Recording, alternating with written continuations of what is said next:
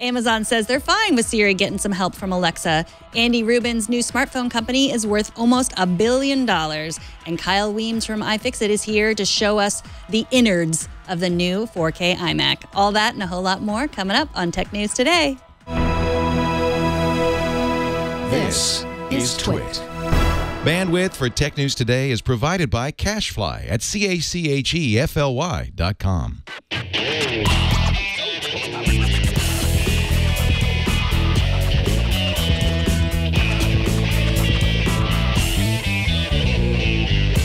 This is Tech News Today, episode 1785, recorded Thursday, June 8th, 2017.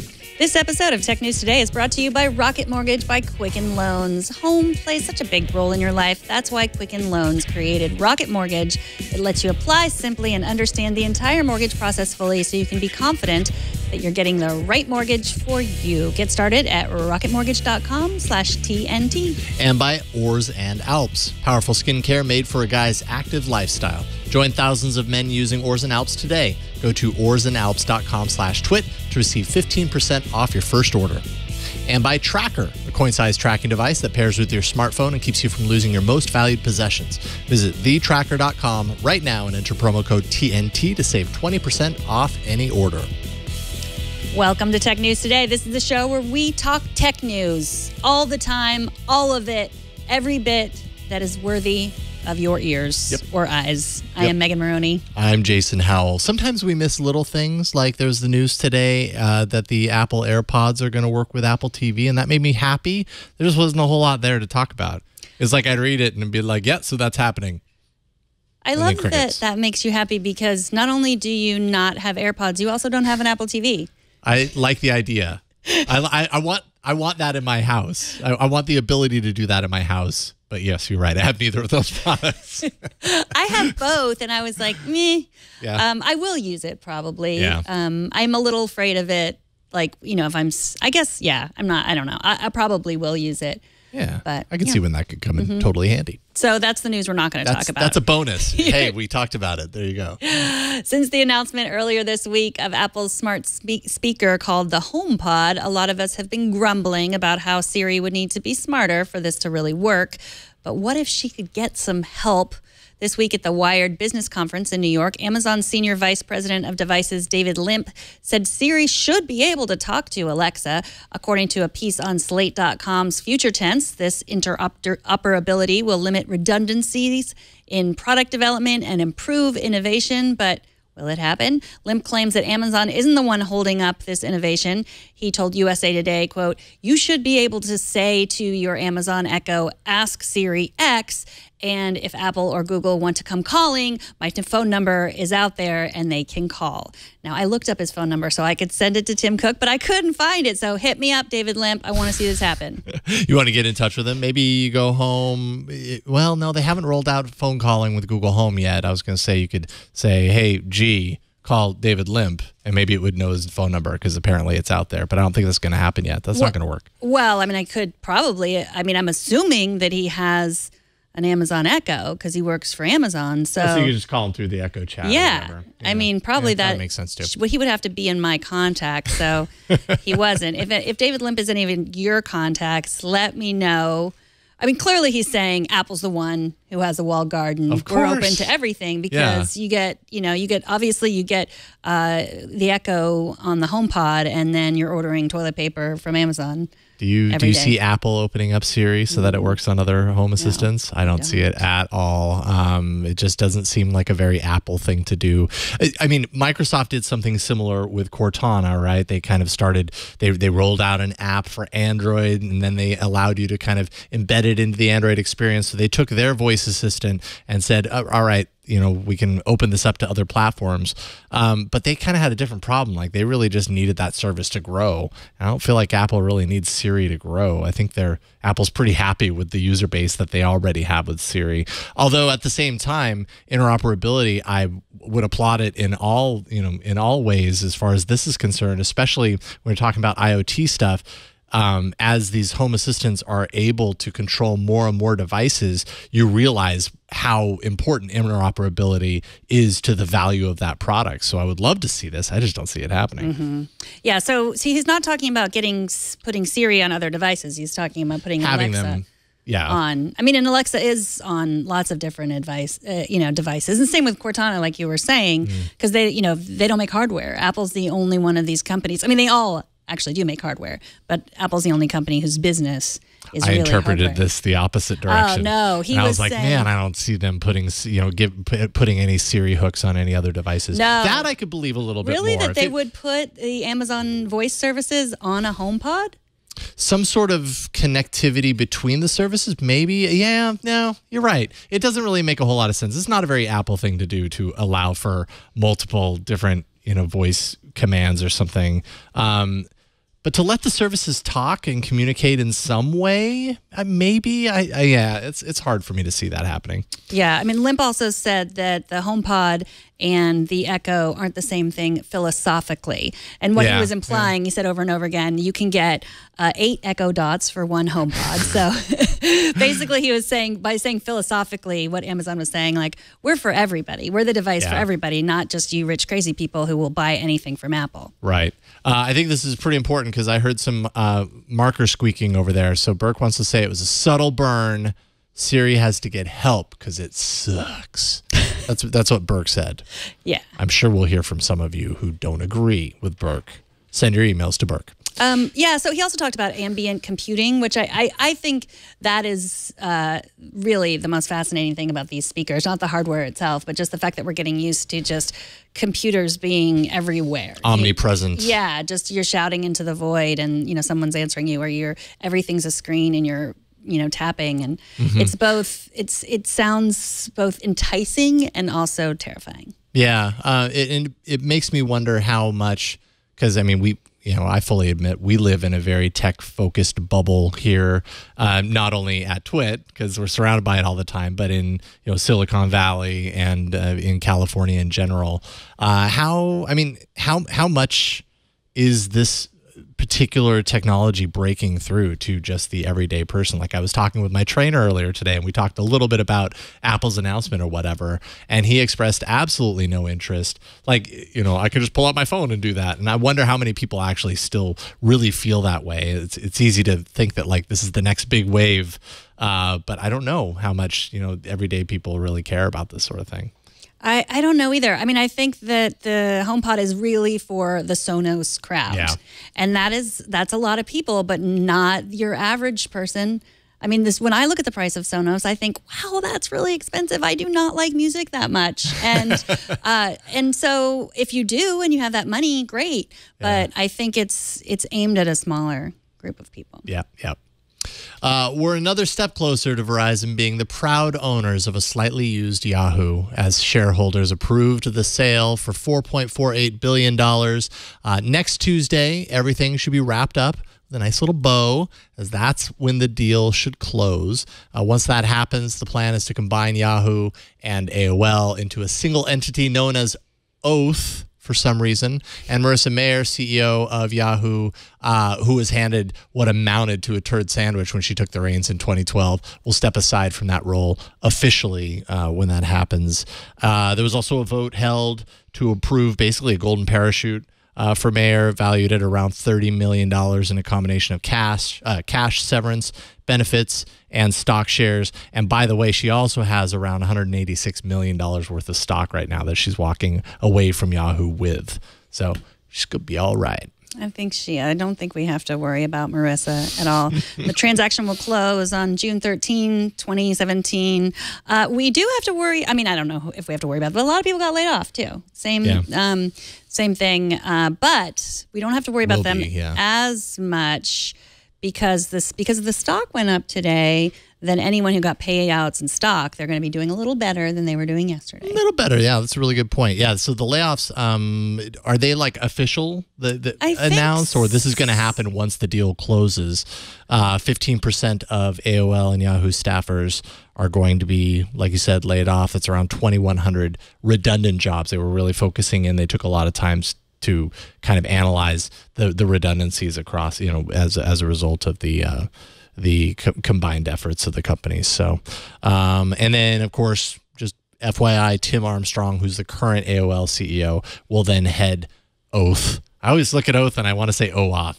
It's hard for me to switch that. But does it stand for something? Oath? No, I don't believe it does. Hard word to say. It's a statement. Is it better or worse than the other half of the former Yahoo, which is Altbaba? Altaba. It should be Altbaba because that's basically it's an alternative Alibaba. But yeah, definitely different. Yeah, and they're going to become an investment company. Yeah, they're going in a different direction. Microsoft has acquired Hexadite, an Israeli security company based in Tel Aviv and Boston, to help beef up its enterprise security offerings. Executive VP Terry Myerson says cyber attacks can cost between $12 and $17 million per incident. Microsoft did not say what it paid for the company, but sources are saying it's around $100 million. According to Mary Jo Foley, host of Windows Weekly, Hexadite was founded in 2014 by veterans of an intelligence unit of the Israeli Defense Forces. So this isn't for your average cybersecurity. This is for enterprise, which is where a lot of the bad stuff really happens. They use AI to detect and defend against cyber attacks, and it's going to work with Windows Defender and Advanced Threat Protection. And then following the deal, the Hexadite will be fully absorbed into the Windows and devices. Like falling into a pile of Jell-O. A lot like that, yeah. Totally. Hexadite, apparently, like you said, uses AI to kind of take security from a human perspective, or more or less as much as you can get with AI and machine learning on the back end. And basically how it works, kind of its priority is to work to identify and actually automatically stop smaller issues so that it doesn't overwhelm the actual humans that are working to fight against the bigger things. It kind of zeroes in on those bigger problems that need attention from security teams, saves them from worrying about the little stuff so that they can focus on the big stuff. Mm-hmm. And I mean, security's obviously, it's a very, very big thing right now. Microsoft's had a bunch of security acquisitions that have happened over the past few months. What are those other companies? Aorado, Adalom, and Secure Islands. So they're kind of on a roll, a security roll. Mm-hmm. And they say that they would rather use people than AI, but there is a dearth of good talent out there in that because it moves so fast. So I don't know. That's what they say. Mm-hmm. Whether or not that's true, I'm not. Yeah. Amazon is switching things up and saying goodbye to unlimited cloud storage for Amazon Drive. Effective immediately, new users won't actually be given the unlimited option. Users with an existing unlimited storage plan for their data will not lose it until their renewal is up, at which time they'll be automatically downgraded down to the 1 terabyte plan and asked to pay an additional $59.99 per extra terabyte or $11.99 per 100 gigabytes. Without purchasing extra data, anything that's remaining there will stick around apparently for like 6 months or so, at which time you can say bye-bye to that data. Bye-bye. This made me really mad. Not because I have a bunch of stuff stored at Amazon. I also have Amazon Prime, so I still have the free storage. Yeah, free photos. Photo storage sticks around for Prime users. Right, but Microsoft did this too. They said unlimited storage, and then they said, no, we really aren't going to give you unlimited storage. And, a terabyte is a lot. But at the same time, I began to realize, and we were talking about this in the office earlier, and I said this to Padre, and he was like, yeah, of course they're doing this. Like, it feels like they're just trying to pull the wool over everyone's eyes. They're like, yes, unlimited storage, come on, first one's free. And you put all your data there, and then, then it's already there, and you're like, okay, well, $12 a month, I guess that's not that much, and all my stuff is already there, so. It's brilliant, isn't it? Conversion. It makes me just want to put everything on iCloud and pay the $9.99 a month and just be done with it, because they never told me it was going to be unlimited for free. Yeah. They never lied to me like Microsoft and Amazon did. Fair enough. And when they announced this, when Amazon announced this, they completely disrupted, I hate to use this word, but they really did disrupt the cloud pricing structure. They did, this was at the point where Dropbox had cornered the market on this, and then they charged, and everyone moved their stuff from Dropbox. They they took their stuff away and moved it to Amazon, and then now they're taking away the free storage. Yeah, I mean, to say unlimited and to know, I mean, I guess I, as a user, anytime I've seen these, because like you said, they were all kind of doing this for a while, where it was like, we got to, cloud's the big thing right now. We've got to get everyone on our cloud, so we'll offer you unlimited storage, and that'll entice you to put your files. Maybe you're using multiple services, or maybe you're just you're moving it all over to us, but that gets you through the door, and that's what these things are really all about. It's they can take the hit probably on a short-term basis. Like I guess I assumed when I saw unlimited on these things that it probably wasn't going to last forever, because I mean, how does that scale infinitely? It doesn't. And then, yeah, when we were talking in the office about this a little bit earlier, like, Google offers unlimited free photo storage. And so then there's the question, okay, well, it's unlimited now. Is that going to go away? And, I think you have to also kind of look at the companies that are behind this. Google has a lot of stuff and a lot of benefit that it pulls from the data that is stored on its servers, maybe even a little bit deeper than Amazon does. Amazon's keeping photos free, or not free, but unlimited for Prime users, and they could actually probably learn a lot from that data around the other services that they offer. So as long as they can leverage that data in other ways that still makes the company a lot of money, then they'll probably continue to offer it for free. And now I think they believe that they can do conversion because that's what everybody else is doing. Mm-hmm. Well, I think it was Drew in the chat room. It spun by me, so I'm sorry if it wasn't you, Drew. But someone was saying, Microsoft didn't lie. They didn't think that that people were going to abuse the cloud storage, basically like just using terabytes and terabytes of data for whatever. And I believe that. So now I was thinking like, oh, was that just a story too? Like they knew that people would do that. So I don't know. I mean, and also it should be said that we store too much stuff. The cloud is... We're digital hoarders at this point. Right. And it might be free, but it costs resources. It costs, it has to it's not actually a fluffy cloud up there. It is, it's not great for our environment. And I'm the worst. I'm not the worst probably, but I just shove everything up into Google Photos, and yeah, they're using it for whatever to, take over the world, bring on the robot apocalypse. But yeah, maybe this weekend for the Earth, I will delete some photos. You too. I'm conflicted on that too, because I agree with what you're saying. At the same time, cloud storage is really good for backup, because in the sense that if you're backing up to a drive that you have in your house and your house catches on fire, you don't actually have a backup. It all went up with a fire. And so one of the easier ways to do that is to back up to the cloud and have that go out there. So right. But I'm backing up when I accidentally took a photo of the ground, or when I accidentally took a screenshot of on my Apple Watch. It's an amazing picture of the ground, by the way. That ground was awesome. Or just, when I accidentally took a half an hour video because my video was playing in my pocket, those sorts of things. I could tidy it up a bit. Yeah, that's true. But man, who wants to? Not me. I want to do that just about as much as I want to clean up my LastPass and get all those passwords there. Someday. Bloomberg reports that Andy Rubin's Essential startup that we told you about last week is now worth almost $1 billion, $993 million to be exact, so just short of unicorn status. The company recently raised $3 million in funding, and it could have been more. Rubin, the founder of Android, had tried to join the fund at SoftBank Group. That's the group but then they got kicked out after Apple joined the fund because SoftBank they wanted to avoid the comparison of the two companies. That's according to sources at the Wall Street Journal. Rubin also spoke at Wired's conference this week, where he said that the duopoly of Apple and Samsung has created complacency in the smartphone business. And we should say that the funding numbers, that almost $1 million, were calculated before the products were announced and not based on the public's response to them. I wasn't there that day when you were talking about it, but you and Nate were kind of like meh about the Essential phone. And I'm actually quite interested in the Essential phone. I think, yeah, I'm interested in the phone, and I'm very interested in anything that Andy Rubin does because he created Android, and I have faith that he can do something very exciting.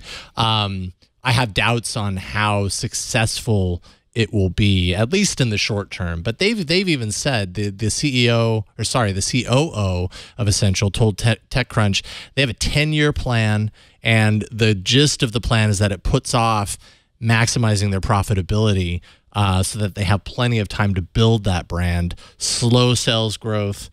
So they know it's going to take time. And, this first phone only being available through their site, they've got an uphill battle if they're going to compete with the likes of Samsung and Apple in smartphones. And that's just smartphones. I think what they're doing that's smart is, from what it sounds like, and more information that we're hearing about Essential, is that this isn't a smartphone company. They've got plans that extend beyond that. They've got patents filed for smart glasses. They've got their home product. I think Andy's really sees this as I don't know, as a much broader effort than just smartphone, which they probably have to do to build that brand up. We'll see how successful they are. But there were no features of the smartphone that were that exciting to you. But you're saying you want to be more forward thinking about the company. No, I think the phone is actually really, it's a pretty premium, looking device. I think it'll be a great pick for people who want to buy something that's very eye catching, and it has some, unique characteristics about it. It's their first phone, and I guess I'm curious to see how their portfolio builds out over the next couple of years, to see how they continue to differentiate. Just only being available through their site is really going to limit them. At least in the U.S., it's going to be very limiting. So it's going to be $700, and then the speaker will come out later this year. Ruben at the Wire Conference also said that he thought Apple's AR kit was not ready for prime time, so threw a little bit of shade at Apple. Yeah. Meanwhile, I've seen a video that I saw a video earlier today that was really, really impressive. That was showing off some of the AR kit technology of like walking in a room and having a kind of an avatar mounted to the ground. And I mean, it looked as tango as Project Tango was to my eyes. I don't know how molded or crafted that video was, but I was actually really impressed. By the way, it's $300 million. Burke had a card up that said we may have said $3 million. It's $300 million in funding. But I mean, yeah, like you said, almost a unicorn. So that's pretty high up there. I think they've got big plans for Essential, and I'm curious to see where they take that. Quick reminder, you can comment on anything that we discuss by emailing tnt@twit.tv, and of course, subscribe to Tech News Today at Apple Podcasts or wherever you get your podcasts. You can find all the ways at twit.tv/TNT. After the break, Kyle Wiens from iFixit tells us what it looks like inside the belly of the new 4K iMac. But first, let's take a minute to thank Rocket Mortgage, the sponsor of this episode. The mortgage experience wasn't keeping up with the times. It was dated, and it needed a client-focused technological revolution. And they got one with Quicken Loans, Rocket Mortgage. Rocket Mortgage gives you the confidence you need when it comes to buying a home or refinancing your existing loan. It's simple. All you have to do is sign up, and then you can fully understand all the details and be confident you're getting the right mortgage for you. It's super convenient. They have trusted partners that allow you to share your financial information with Rocket Mortgage at the touch of a button, and it's powerful. So whether you're looking to buy your first home or your 21st home, Rocket Mortgage is able to perform thousands of calculations in just seconds. Based on your income, your assets, and credit, Rocket Mortgage can analyze all of the home loan options for which you qualify and find the one that is just right for you. Rocket Mortgage by Quicken Loans. Apply simply, understand fully, mortgage confidently. To get started, go to rocketmortgage.com/TNT. That's rocketmortgage.com/TNT. Don't forget, if you go, which we hope you do, add the TNT at the end so that they know we sent you. Equal housing lender, licensed in all 50 states, NMLS, consumeraccess.org, number 3030. And we thank Rocket Mortgage by Quicken Loans for their support of Tech News Today. Apple just announced new iMacs on Monday, and already our friends at iFixit are tearing them apart to see what's inside. Joining us today to talk about what he discovered inside the brand new iMac Intel 21.5-inch Retina 4K display is Kyle Wiens, founder of iFixit. Welcome back to the show, Kyle. Hey, thanks for having me on, Megan. So you found some pleasant surprises inside the iMac. Tell us about them. I did, yes. So we started taking it apart the normal way. We have our iMac, and I have all the tools pulling it apart. And we got inside, and the main board was a little bit bigger than we were accustomed to. And so this is the board. And what's exciting is that right here, these are RAM upgrade slots. And so this is the RAM that is inside the iMac. Oh. And yeah, I took it out, so it wasn't soldered on the board, which is chaos. Is this the first time with an iMac that you've popped open where you've found kind of these removable parts? I know historically it's been a very difficult computer to upgrade. Yeah, well, a few years ago, I think the 21-inch was like this, where you had to pull it apart and then you could get inside. The 27-inch still has the door on the back of it, but the 21-inch iMac, so this is in the category of things that Apple says are not user serviceable, but actually are. Okay. So this is really interesting, and I mean, of course, their baseline, the baseline 1099 model comes with 2 4-gig chips. So you've got 8 gigs of RAM, which is okay, but it's not great. But RAM from Apple on their upgrade path is always kind of expensive through the store. So the idea that you could do it yourself and save some money is pretty exciting. How easy is it to do? So we rate it as a repairability score of 3, which sounds intimidating, but that's, we want to let people know that there's a bit of a process. So we're putting together a kit so people can upgrade it themselves. And we have a repair guide, the previous repair guide for the 2015 4K model. It's basically the same process to get inside this. So in order to get inside, you need a few things. I have here, this is the first thing that you need to get inside is a pizza cutter. This is the Special iFixit pizza cutter. It'll work on very, very thin crust pizza. Okay, good to know. That was my next question. Or very thin. I mean, it's actually a Delrin. It's kind of an incredibly precise thin piece of plastic. And you slide it in, and you're actually cutting adhesive around the edge of this. Apple used to use magnets, and so you could just take suction cups on the glass and pull it off. But when they wanted to make it a little bit thinner, they had to get rid of the magnets, and so they went with this foam. And it seems intimidating, but it's really not that bad. You just stick the pizza cutter, you go all the way around, and you can lift the glass off. Wow. Can you use an actual pizza cutter? Would you recommend using an actual? I don't think I would recommend that because you might break the glass. And with this, one of the reasons we give a low repairability score is from a repair perspective. If you break the glass, it's very expensive because the glass and the LCD are fused together. So breaking the glass would be the same as breaking the entire display. So don't do that. Don't use a real pizza cutter. You need our tool. We've spent a lot of time kind of tinkering, trying to find something else. I'm generally a fan of like kludgy DIY solutions. In this case, you really want this tool to get it open. They're not that expensive, and then you can get inside. And some of the other things in our kit, we've got. This is kind of like a credit card, just a plastic pry tool. And there's quite a few different screwdrivers that you need. So this little screwdriver kit comes with all the various screwdrivers that you need, and then it also comes with replacement adhesive. So this is kind of once you take it apart to put it back together, you have to replace the adhesive around where the display is. Everything in the kit is under $10. The pizza cutter, which you call the iMac opening tool, is $7.95. So could you use that to open up an iMac too? Do they use the same? I mean, iPad or an iPhone? Do they use that same? No. Yeah, nice thought. No, we recommend. I mean, a lot of the tools in this kit. So, like the spudger, we use spudgers to take apart iPads and iPhones. But this particular tool is really designed for separating foam adhesive, the kind that currently Apple's only using on the iMacs. This will work on any of the new iMacs.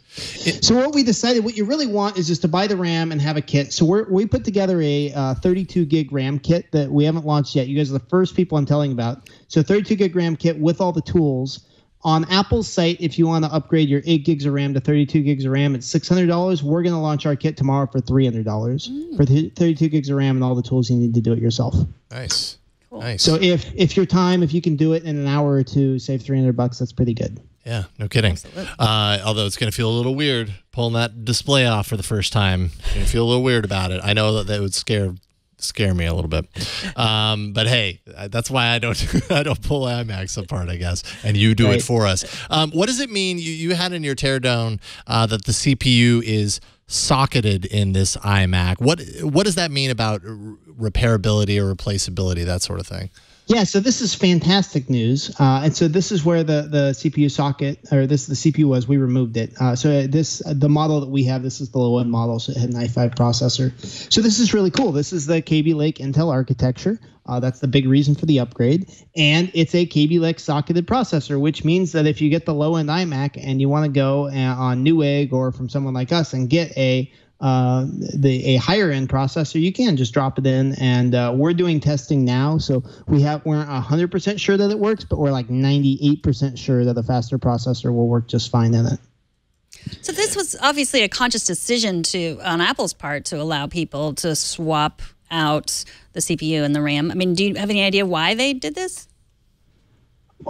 So we have, I mean, there's two possible theories. One is, out of the goodness of Apple's heart, they love us and they just wanted to do it because they love us, which is possible, although I think the last few years maybe have taught us to be a little skeptical of that. The other idea is that perhaps Apple's at the very bleeding edge of Kaby Lake, and Intel didn't have non-socketed processors that they could use, and so Apple had to use the socketed version. That seems a little bit hard to believe considering how much clout that Apple has. So I tend to maybe they're just, I mean, they understand how much frustration the pros had. I mean, if you look at all the frustration that we have had with Apple the last 2 years, if you drive it down to its core, it's really been, these machines have not been upgradable. So there's been absolutely no choice. Normally the pros, the folks that are in the top, 1% that are blogging about how much we love Apple or hosting shows like this, we're really passionate and we're willing to do the upgrading. And so by Apple cutting off the upgrade path for the 1% of people that were the most interested, they created a lot of public frustration for themselves. So maybe they see something like this as a kind of release valve where 2-3 years from now, if they don't get around to upgrading the iMac, hey, that's okay, because we'll get whatever the fastest Kaby Lake socketed processor Intel has and throw it in there. Curious to ask you about this. It's only, I mean, it's related to what iFixit does, as a business. Maybe less so about this particular teardown. But the Supreme Court, it was a couple of weeks ago, had a ruling around people's right to repair their own gadgets. That's kind of what you guys do for a living. I have to imagine you were following that closely. What did you think of the outcome? What was the potential impact for you guys? Yeah, we were. I was actually involved in one of the amicus briefs to the Supreme Court, so we were very involved in that. So the case, this was Lexmark v. Impression. So there was this little mom and pop company, Impression, it was buying old Lexmark cartridges, refilling them and reselling them, and Lexmark didn't want them to do this, and they sold them for patent infringement, saying, "Hey, this printer cartridge that you're selling infringes on our patent." And Impression was like, "Yeah, no, duh, you made it the first time. We shouldn't have to pay you a patent license every time we refurbish the cartridge." And so this had broad sweeping implications, because if the Supreme Court had sided with Lexmark, it would have meant that like your used car salesman down the street might have had to pay Ford patent licensing fees for selling a used car. Like it was a broad sweeping potential ruling. And the Supreme Court fortunately ruled on the side of sanity and ruled in favor of Impression and against Lexmark and said, no, once you have sold the product the first time, your patent rights are exhausted. That's the legal term, exhaustion. Patent rights are exhausted, and so you can resell it as many times as you want. And so this is a very big deal. It means that folks like us who are like buying used products, taking them apart, selling used parts, that we're not infringing on the patents of the original manufacturer. So is this the end? I mean, do you have to find another cause now? Well, so, right to repair is complicated. There's a lot of aspects to it. So this means that it's legal to sell used parts. That's great, but there's a lot of other problems that we have. For example, Apple has a magic tool that will calibrate the Touch ID sensor on the iPhone. So if you install a new Touch ID sensor, there's no way to make it work without having Apple's fancy machine. So there are right to repair laws being considered in 12 states now that would require companies like Apple sell diagnostic tools and make service manuals available. So no, right to repair isn't one yet, but this is one step down a very promising road. Well, Kyle, it is always a pleasure to talk to you. You also tore down the new PowerBooks and the new MacBooks. Nothing, you can see the teardowns there. But I wish there was a new PowerBook. There's no new PowerBook. Oh, the MacBook. Yeah. So the new MacBooks and the MacBook Pros, and they are incrementally better, and it basically just swapped out processors inside, and they're good to go. So I'm curious. I want to know if you guys were going to buy a new iMac, like which one would you get, and like what upgrade path would you follow? Like all of a sudden we get to talk about this with a Mac product. It's kind of exciting. That is exciting. If you're going to buy an iMac and you've got $1,500, $2,000, what do you do? Oh, I thought you were going to say do we both have 2,000? Like if we both have pool our money together. If we both had 2,500, we might get ourselves the new iMac Pro. I don't know. They're all looking pretty appealing. I mean, the iMac line is at a really great place right now. I remember when the iMac line was this like almost like a budget, like lazy direction to go when you wanted to get a Mac and you didn't want to go total bottom, but you didn't want to pony up for like the Mac Pro or something like that.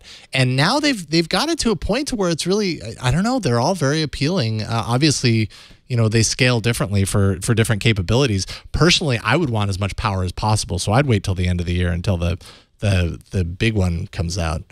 That'll be my Yeah. choice. But he didn't give us that much money. Kyle I didn't. know. I'd save my money. So if you got the $1,100 one and then max out the RAM and put like a 2 terabyte SSD in it right now, that would be another maybe $500 on top. So now you're at like 1,600, and you've got the low end processor now, which doesn't give you the max power, but that's okay. Wait a year, buy a new KB Lake in a year, and throw it in there.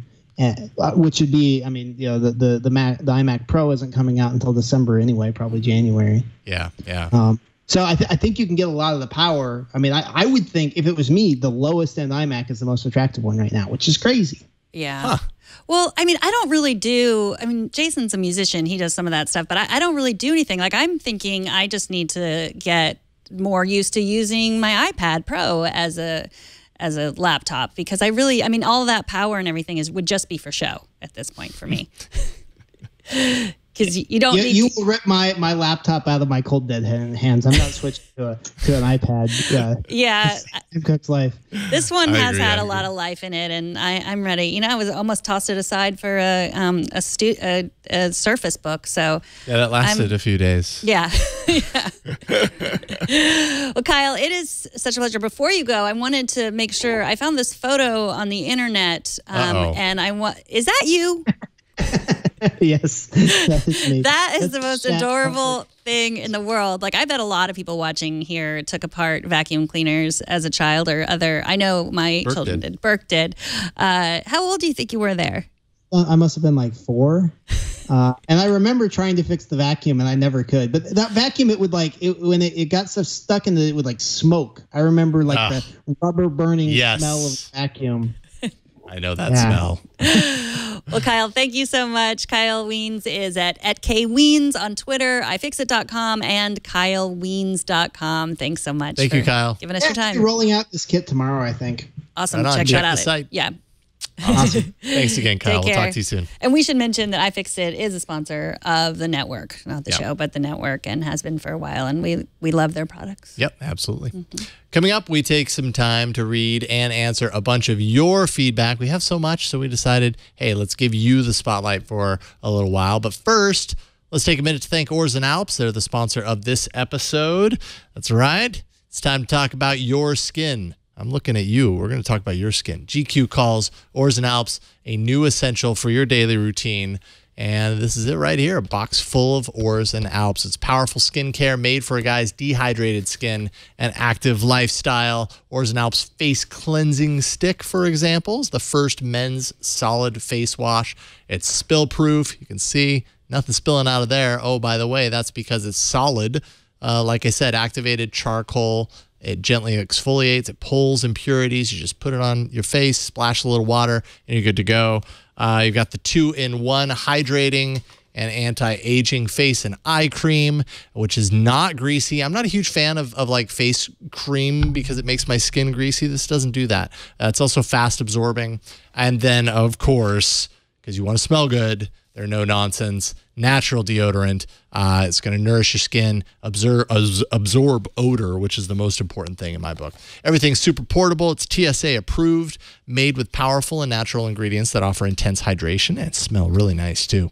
Products last up to 3 months. Oars and Alps products were developed by 2 women, Laura and Mia, for their husbands. They partnered with leading chemists and created Oars and Alps to protect their husband's skin from the extreme outdoor conditions that they were experiencing, often resulted in dry and cracked skin.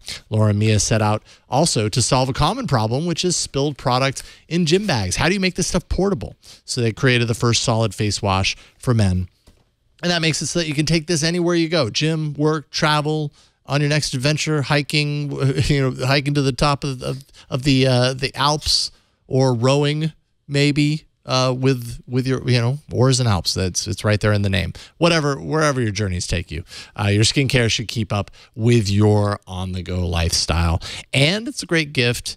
Very different gift that maybe the father in your life was not expecting. So there you go. It's a good gift idea. Oars and Alps is offering the Twit audience a fresh start for your day. Join the thousands of guys using Oars and Alps. Visit oursandalps.com/twit to receive 15% off your first order. That's Oars and Alps, OARSANDALPS.com/twit, And we thank Oars and Alps for their support. All right, feedback time. Let's check out a bunch of your feedback from the past week, because we got a ton. If we had a mailbag, it would be full, but we don't actually have one. We have an inbox. First, Dave from Tampa, Florida, wrote in about how Airbnb hosts are coming under fire for ADA violations. Dave wrote, I have a spinal cord injury and because of that must use a power wheelchair. I recently tried scheduling a vacation for my family using Airbnb. And while I didn't feel discriminated against, I can definitely say it was challenging finding a place that was accessible. I ended up just booking a hotel because I was confident that they would meet my accessibility needs. I'm a proponent of accessibility for people with disabilities. That said, one of the key aspects of the ADA is, will making something accessible impose an undue hardship on the owner?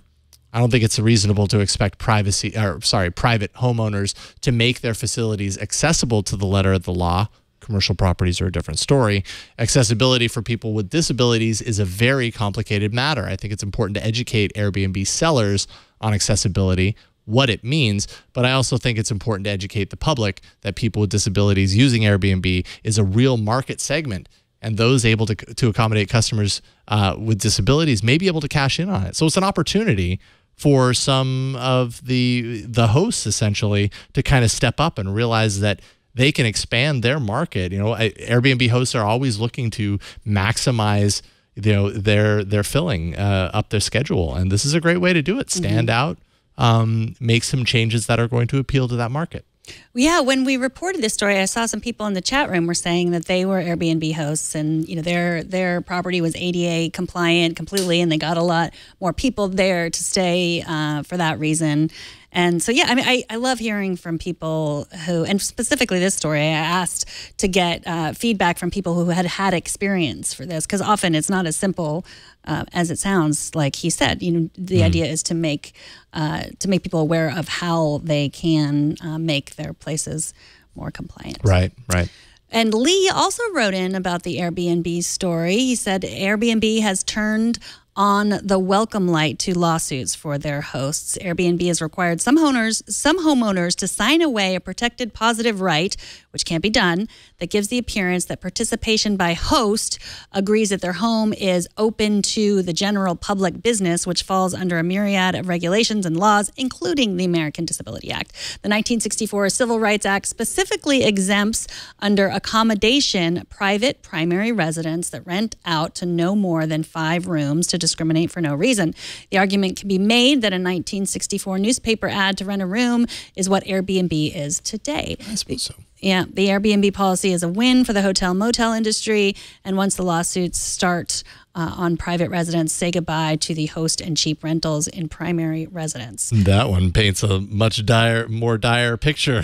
It does, and so you know that hotels, because their business is getting eaten alive by Airbnb. So they've been doing a lot of this kind of like, how can we get them?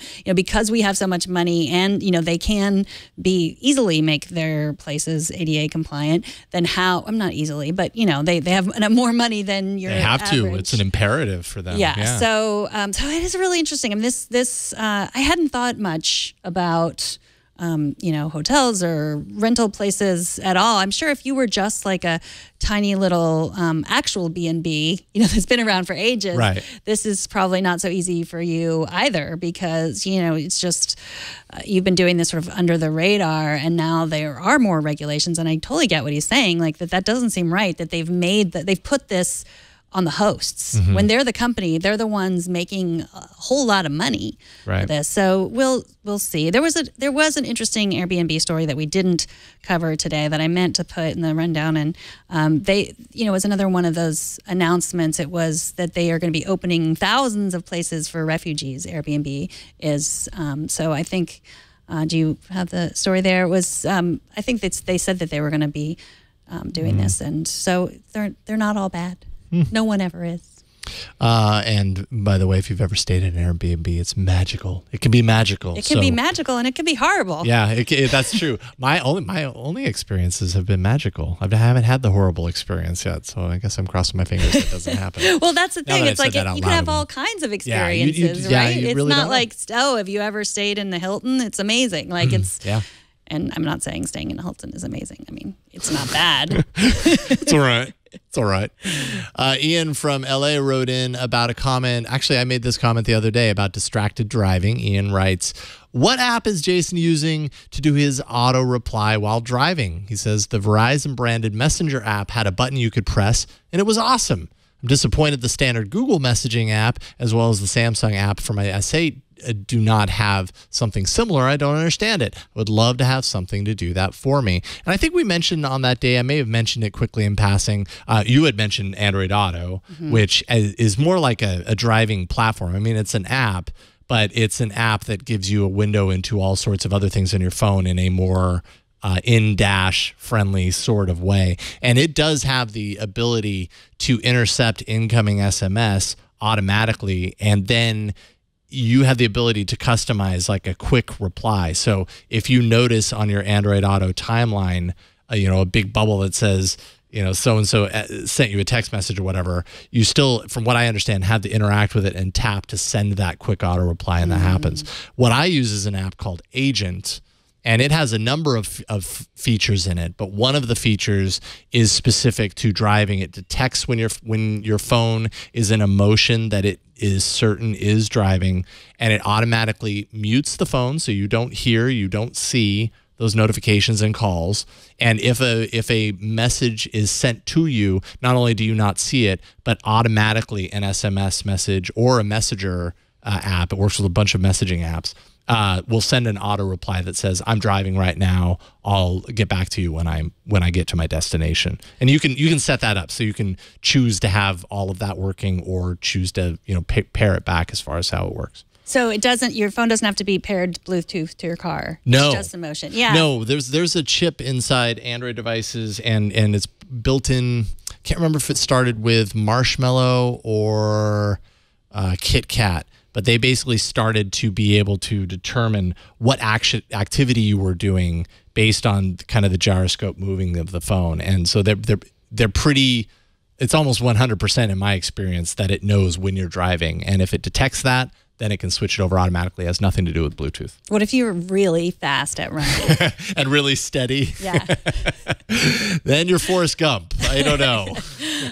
Yeah, I think, and please correct me if I'm wrong, but I think that Apple does not give access to third-party apps to that kind of location. I know with the new Maps app will tell you where you parked your car. So it knows that from only if you have connected your car to Bluetooth. And okay. I mean your phone to Bluetooth in your car. That's the only way. Like if you don't connect, then it won't know where you parked your car. So It doesn't know when you're driving and when you're stopping and when you're... So it's all very reliant on kind of the Bluetooth connectivity and knowing the last time I connected to Bluetooth, it was the car Bluetooth, and you're not connected there anymore. So that's like a point on the map. And I think that Apple would tell you that that's for privacy. They, that people don't necessarily want to know, sending up to the cloud. Here's when you were in the car. Here's when you got out of the car. Here's when you, started running really fast like a car. Like Forrest Gump. And then Google, basically what they do is they give you the ability to, well, and Apple does this too, but give you the ability to either sync your location or to deactivate that entirely. If you were to deactivate that, then much of this automatic functionality probably wouldn't work in the same way. Same as like find my, where you parked your car. That's built into Google now, and that happens automatically behind the scenes. Every time I step out of my car, it logs it there. I never have to use it, but it's there, and because I keep my location shared. Yes. So. Well, John writes about our discussion yesterday about Amazon providing discounts for people on assistance. And John sent me a very long, thoughtful email. I'll read this one first. It's just part of the second email he sent. John wrote, I know Amazon is a large corporation and they need to be dinged for a lot of things, but I think this particular program is helpful and responsible because it's not another freebie, but a discount that helps people be financially responsible. So we talked yesterday, we brought up this program that, in case you missed our episode yesterday, Amazon has offered discounts for Prime users who are on assistance. And you had to prove that you had this card in order to get the assistance. And I said that I had read that this might not make sense for some people on assistance because getting packages delivered might not work for them. And I guess I might have been, John said that he felt that I was a little callous. And it's true. I don't know what it's like to be on assistance. I've never been on assistance, so I apologize. I know usually for one email, one person who emails, like 10 people thought that. That's sort of the rule. So that's the math of it all. If I offended anyone by what I said yesterday, I totally apologize. It was not my intention. My intention was only to say that Amazon is this giant corporation. They are also doing this in their best interest. But the program is great if it works for one person, who just needs temporary assistance. That's basically what John was saying. Like, if you just need to spend $5 a month instead of $10 a month to get cheaper stuff, that's great. I mean, and he said that he had the experience with getting groceries for cheap on Amazon. Whereas sometimes when I look, it's like it's way more than just going to the grocery store. And when we've talked about this before, it's really like Amazon sees people as people who have time and people who have time and no money, and money and no time. And so they really want they want everyone. They would like to have everyone as their customer. But anyone who's willing to just ask their, Amazon Echo to buy toilet paper and not care what the price is, they want those people badly too. Those people are like, I can't bargain shop. So I just, so I apologize if I offended anyone. It was not my intention. And thank you, John, for writing in. Yeah, thank you for that. And finally, Glenn has some information for those of us who would love to someday, like myself, see a Halo Warthog in person. This goes back to at least last Friday when Sam was on. Glenn writes, I was watching episode 1781 when you were talking about the Warthog that Weta built. This is the Warthog from Halo. Just to let you know that the Warthog is on display at Weta. If you do the Weta Workshop tour, you can actually see it. It's pretty impressive. Weta Workshop is based in Wellington, New Zealand. It's that last part that makes it kind of difficult for me. But maybe someday I will make the pilgrimage out to New Zealand. I'm sure I will see that and a whole lot of other really cool things because I've always wanted to go to New Zealand. You could just relive the Lord of the Rings. Yes, that's what I'd do. I'd relive it beginning to end. It would be a really, really long reliving. And the extended versions, of course, too. Up next, a plumber gets a theme park. But first, let's take a minute to thank Tracker. They're the sponsor of this episode. There's a ritual that we all know, looking for our keys. First, you check the obvious places, the places you expect it to be: couch, kitchen, pockets.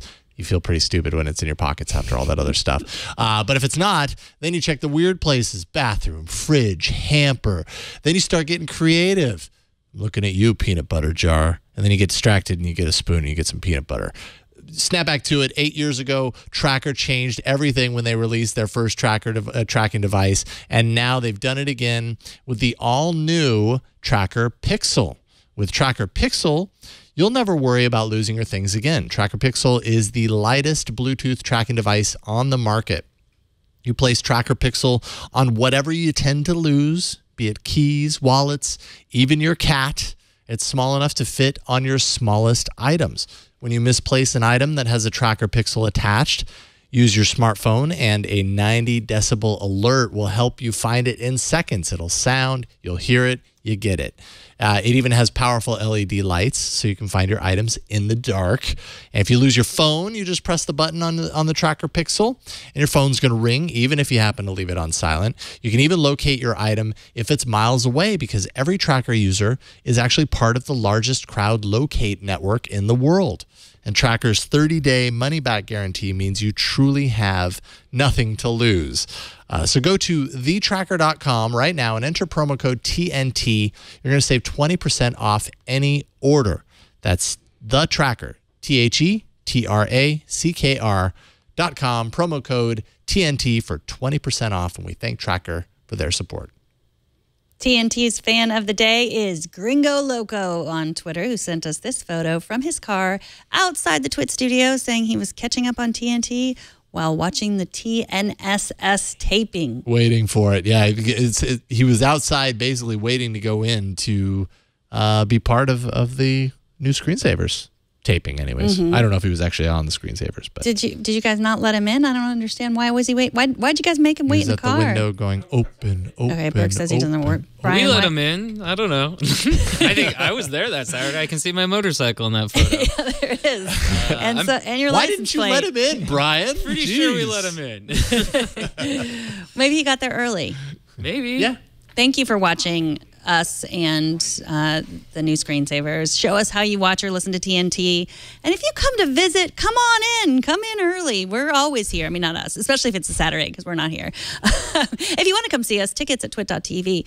And if you want to be the fan of the day, record a video or take a picture of yourself or your setup, post it on Instagram, Google+, Twitter, or Facebook. Use the hashtag HowIWatchTNT and we will find it. I was just thinking, maybe someday in the future, he could come in with his phone, sit down and wait for the show, and while he's sitting there, augmented reality with his phone to watch us at the table, and we'll have to figure this out. We'll definitely have to figure this out, how we record this, but we can record ourselves so that when he's here, he can move around and his phone is like a window into a live taping. So it's like he didn't miss the live taping. Yeah. We can do that, right? I do. I think we should start working on our augmented reality podcast. We should do that. If we can solve this, we'll be millionaires. Totally. I'm kind of surprised. I never thought of this before, but now that I know that it exists or is about to exist, I realize how much we've all sacrificed by living without it for so long. Of course, I'm talking about a theme park built around Super Mario. It seems like it'll take a page directly, at least according to this video, it looks like it takes a page out of the Super Mario 64 game, which is, by the way, the last major Super Mario game I ever played enough to beat. The theme park will be part of Universal Studios Japan, so it's a little bit of a trek for us here in the U.S., with a Mushroom Kingdom entrance. I think you'll pass through a pipe tunnel to get there. Grassy plantations, floating boxes. I don't know how they're going to pull that off. Mushroom pads, ice blocks, Bowser's Castle. Hopefully you can like jump up and hit bricks and it not hurt, and they give you coins that you can keep when you leave. You can't fool me. I'm still mad about the Amazon unlimited limited cloud storage. You're not fooling me. Do you remember the Pokemon Go preview, like before it came out, that video, the promotional video? Oh, how awesome everyone was like crowded and like, yeah. Like everyone did crowd in big spaces when it really came out, but they weren't like, yeah. They were just yes, they were all hunched over. I'll believe that when I see it. Theme parks are always pretty big and they deliver. But I mean, was that augmented reality, Mario, or was that? Well, that was just like an announcement video. That wasn't the actual. Obviously, that wasn't the actual theme park. The very obviously, we're just talking about augmented reality. It could be. I guess so. Oh, see, that's the reality. That's the real one. Yeah. That's the real one. Okay, got it. Yeah. You go there and everything goes to 2 dimensions. Yeah. And the yeah, I mean the very last shot of that little promo kind of gives you an idea of the spread of the theme park. And I don't know, like I think for a lot of kids, of the Mario generation, those are kids. They're not kids anymore.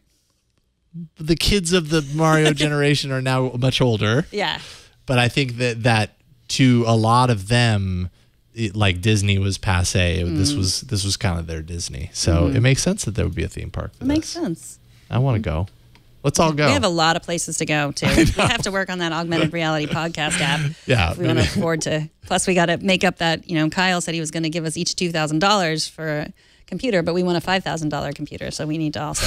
Wow, we spent a lot of money on today's episode. We really did. But I didn't buy Sonos, so there's okay. You saved a couple of $100. All right. Dollar bills, y'all. TNT records live every Monday through Friday at 4 p.m. Pacific, 7 p.m. Eastern, 2300 UTC at twit.tv/live. You can be part of the show by emailing us, tnt@twit.tv. You can leave us a short voicemail, 260-TNT-SHOW, and you can find us on Twitter at TechNewsTodayTV. And join us on our subreddit. That's technewstoday.reddit.com. I was there today. I was very pleased with all the stories that were there. I upvoted many of them, so thanks for posting them there. And you can find all the ways to subscribe to our show. You can find it wherever you get your podcasts. Go to twit.tv/TNT, and you can find all the ways you didn't even know about. And if you want to tweet at me, I'm at Megan Maroney. And I'm at Jason Howell on Twitter. Thanks to our technical director, Brian Burnett, of course. Thanks to Burke for helping out in the studio. and his laptop. Thanks to Kevin for editing the show. And thanks to you for talking tech with us today. We'll see y'all tomorrow. Bye, everybody. Make it rain!